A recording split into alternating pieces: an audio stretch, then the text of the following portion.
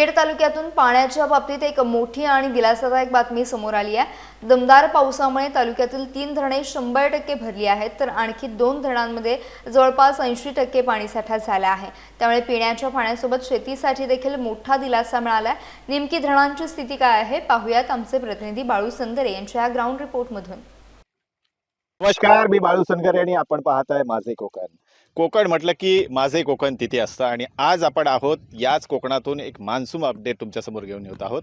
खरं तर कोकणामध्ये आणि अखंड महाराष्ट्रामध्ये मान्सून थोडा उशिराने दाखल झाला आणि चिंता ही प्रत्येकाच्या डोळ्यासमोर पाहायला मिळत होती, परंतु उशिराने आलेला मान्सूनसुद्धा त्याचं काम करून पुढे चाललेला आपल्याला या ठिकाणी पाहायला मिळते।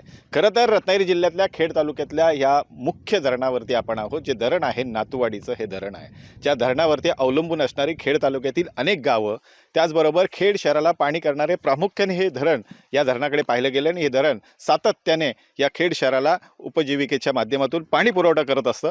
या धरणातून जे कालव्यारूपी जाणारं पाणी आहे ते दोबार शेती करणाऱ्या शेतकऱ्यांसाठी वरदान ठरलेलं आहे आणि आज आनंदाची बातमी ही आहे की या धरणामध्ये जवळपास 90% पर्यंत पाणी या ठिकाणी भरलेलं आहे अशी बातमी आपल्या समोर येते आणि ही आनंदाची बातमी आहे, कारण या धरणाकडे सातत्याने खेड तालुक्याचं लक्ष लागून राहिलेलं असतं।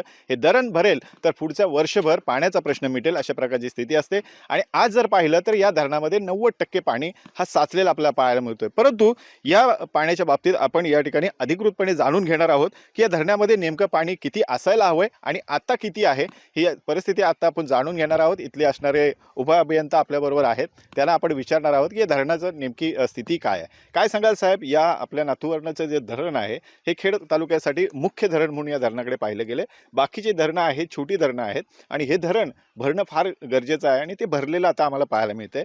90% पाणी आहे, इथून पुढे किती पाण्याची आवश्यकता आहे?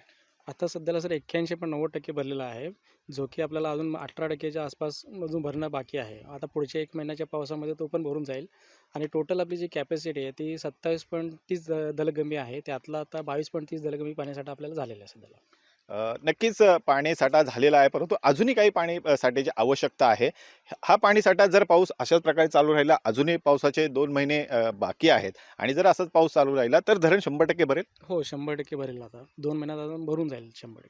नक्कीच 2 महिन्यामध्ये जर पाऊस असाच सक्रिय राहिला तर 100% धरण भरेल आणि 100% धरण भरणं फार गरजेचं आहे।